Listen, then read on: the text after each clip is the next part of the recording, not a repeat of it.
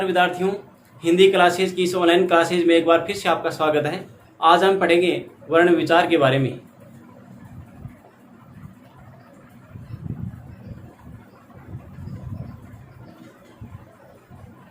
वर्ण विचार, लेकिन इसके साथ साथ हम तीन महत्वपूर्ण बातों को और भी समझेंगे।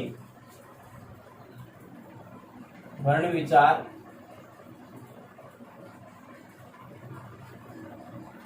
शब्द विचार,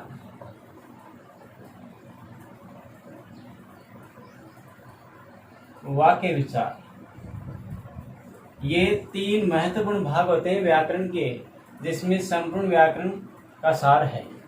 कल हमने जाना था व्याकरण किसे कहते हैं, व्याकरण कितने पदों से बना है।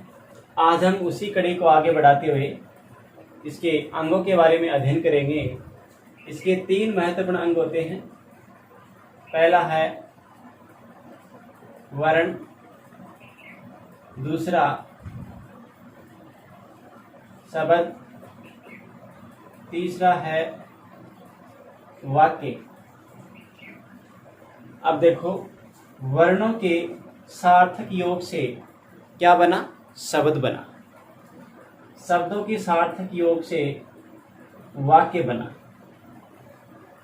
ये व्याकरण का सबसे छोटा अंग है, ये सबसे बड़ा अंग है। इसका आरोही क्रम देखते हैं।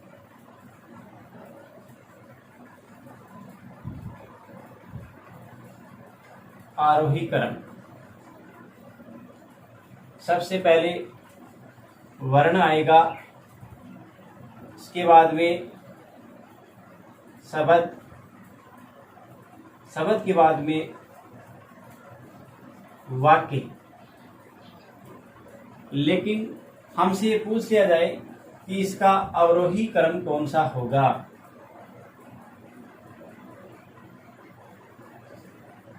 अवरोही क्रम कौन सा होगा?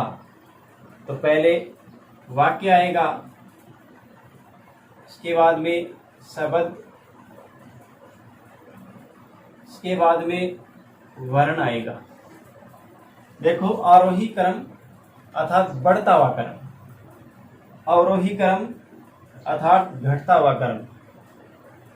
ठीक है, इसके आगे हम अध्ययन करेंगे वर्ण विचार के बारे में।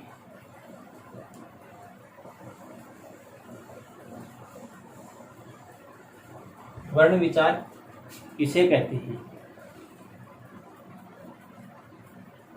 वर्णों के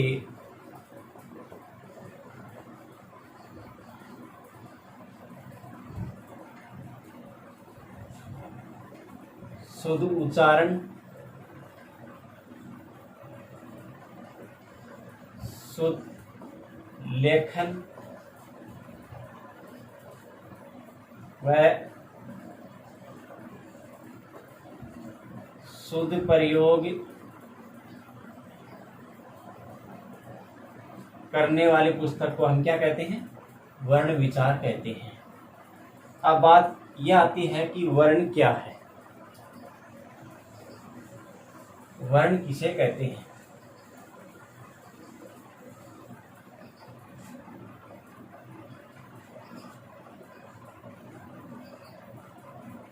वर्ण क्या है, ये किससे बना है?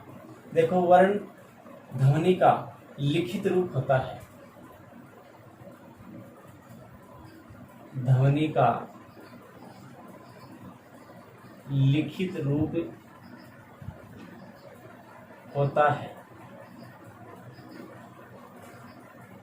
भाषा की अर्थात भाषा की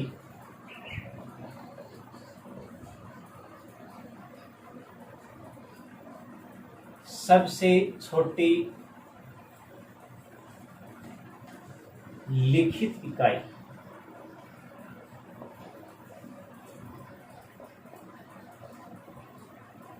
भाषा की सबसे छोटी लिखित इकाई क्या है? वर्ण है। और ध्वनि मौखिक इकाई है। भाषा की सबसे छोटी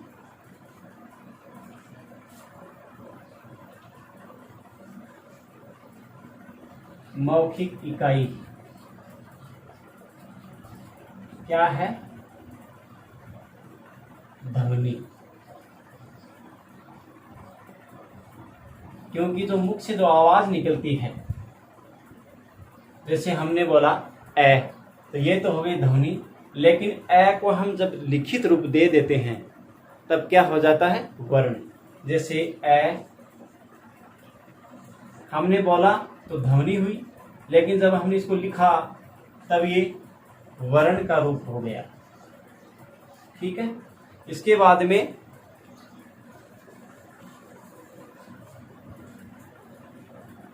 तीसरा प्रश्न है, भाषा की सबसे छोटी इकाई। इसका उत्तर भी वर्ण ही आएगा। ध्यान दें, इसमें लिखित रूप भी नहीं है, मौखिक रूप भी नहीं आया, डायरेक्ट ही है। भाषा की सबसे छोटी इकाई वर्ण। अब क्यों है ये देखो, वर्ण, शब्द और वाक्य, ये तीन अंग हैं। तो सबसे छोटा अंग कौन सा होगा? वर्ण। और सबसे बड़ा वाक्य। ठीक है। इसके बाद में चौथा क्वेश्चन है, अर्थ के आधार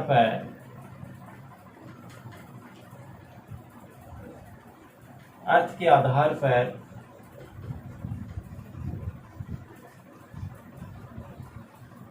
सबसे छोटी इकाई होगी। इसका उत्तर होगा शब्द। क्यों होगा? क्योंकि वर्ण का कोई अर्थ नहीं निकलता है, शब्द का अर्थ निकलता है। बात करें वाक्य की, तो हमारा पांचवा क्वेश्चन होगा, भाव या भावार्थ के आधार पर, भाव या भावार्थ के आधार पर भाषा की सबसे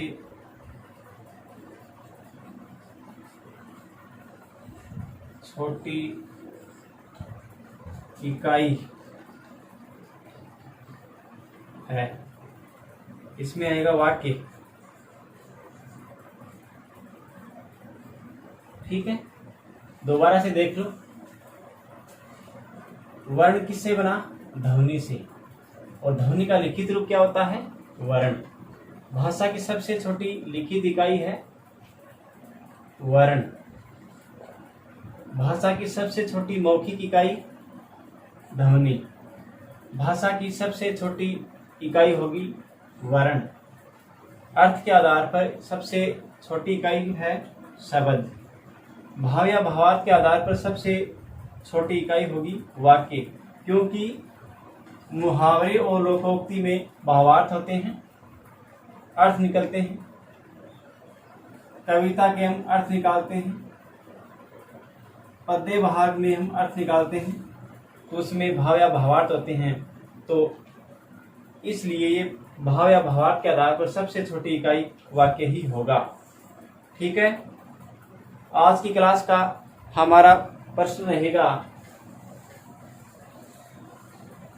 भाषा का सबसे बड़ा अंग।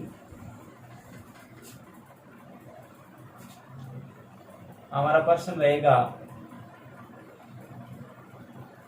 भाषा का सबसे बड़ा अंग है। इसका उत्तर आप कमेंट बॉक्स में जरूर बताएं। तो विद्यार्थियों, आज इतना ही। आप अपने घर पर स्वस्थ रहें, मस्त रहें और नियमित रूप से पढ़ते रहें। धन्यवाद।